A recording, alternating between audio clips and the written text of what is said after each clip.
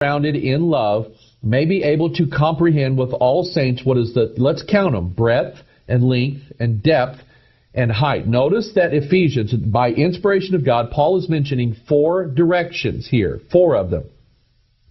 That 4th direction is called height. Notice what Job says explaining this. Job 22:11, or darkness that thou canst not see, and abundance of waters cover thee. Is not God in the height of the heaven, and behold the height of the stars, how high they are.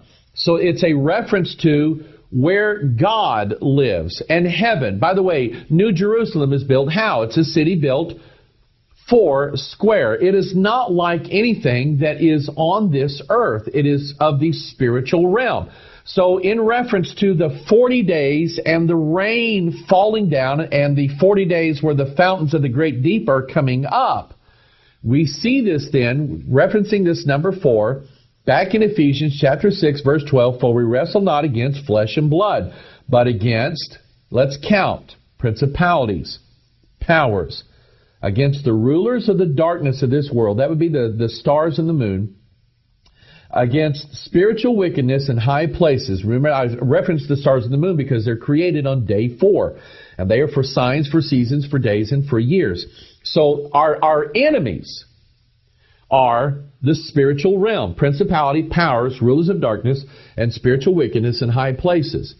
I believe Genesis 7 is teaching us, with all the things we've seen already in this teaching, that this hail rain that's coming down in the last days is none other than the dissension of principalities, powers, rulers of darkness, spiritual wickedness in high places. Literally, the 4th beast, the 4th kingdom, referenced in the book of Daniel, Daniel chapter 7, verse 2. Daniel spake and said, I saw my vision by night, and behold, the 4 winds of the heaven strove upon the great sea, and 4 great beasts come up from the sea, diverse from one another. And that's the kingdoms that are coming in the last days. Daniel chapter 2, verse 40. And the 4th kingdom shall be strong as iron, for as much as iron breaketh in pieces and subdueth all things, and as iron that breaketh all these shall it break in pieces and bruise. So the 4th kingdom,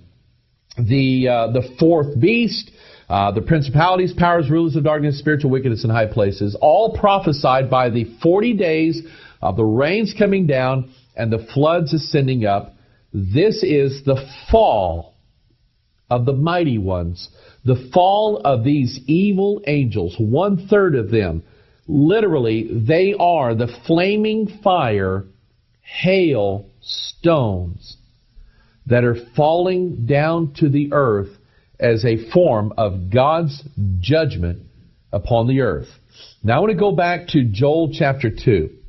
Be glad then, ye children of Zion, and rejoice in the Lord your God, for he hath given you the former rain moderately, and he will cause to come down for you in the rain, the former rain, and the latter rain in the 1st month. Now, he says that in direct relation to what he says in Joel chapter 1 concerning, remember we have the rain, the hail, and then we have in Joel 1, we have the locusts being mentioned again. Joel chapter 1 verse 4, that which let's count, palmer worm hath left, hath the locust eaten.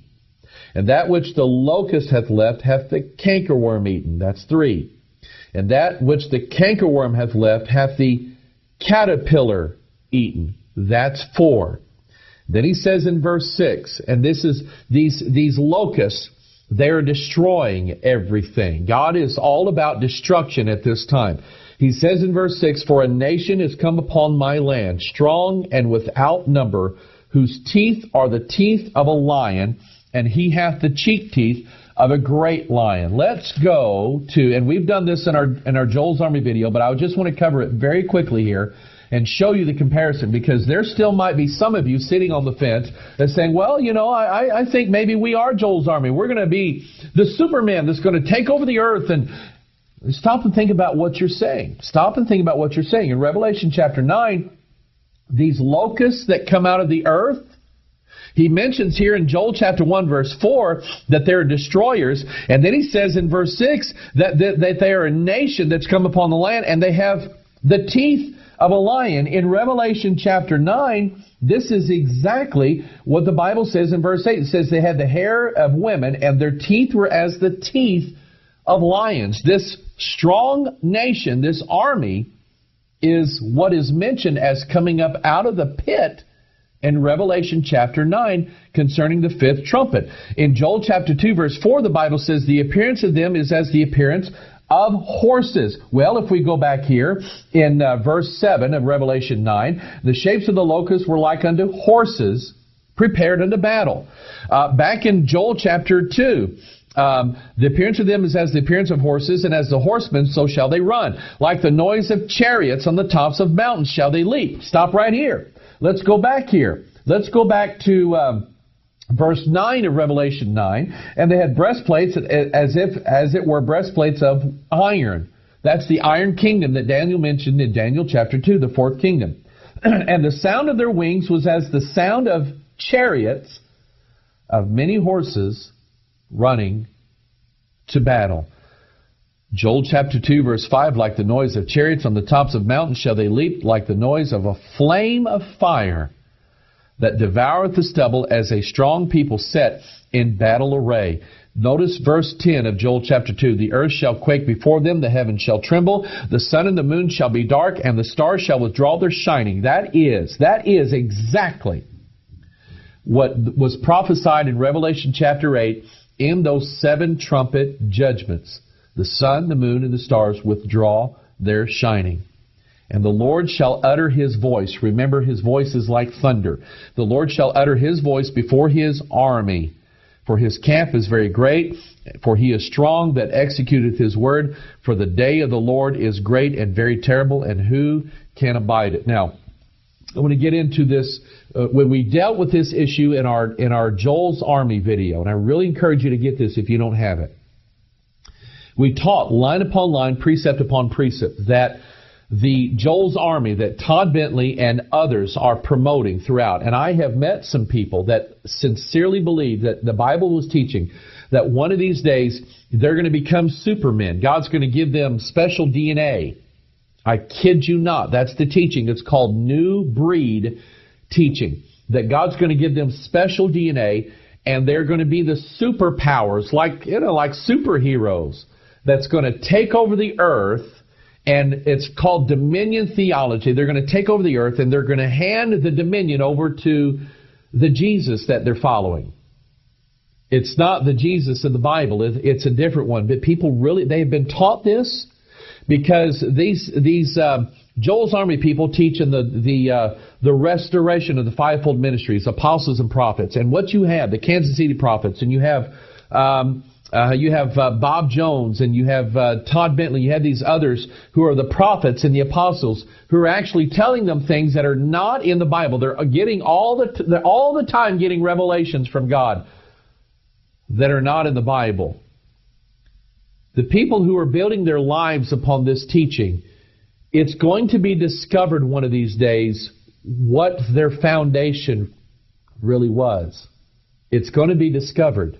God's going to find it out. How is He going to do it? We're going to show you from the Scriptures how that's going to happen.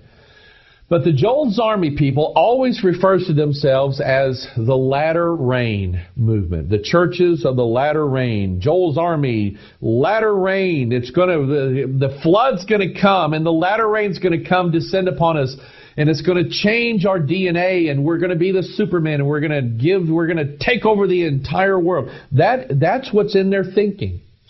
And it is marked by a lot of things. Number one, these people have a lot of dreams and visions. They're always getting some kind of new revelation from God.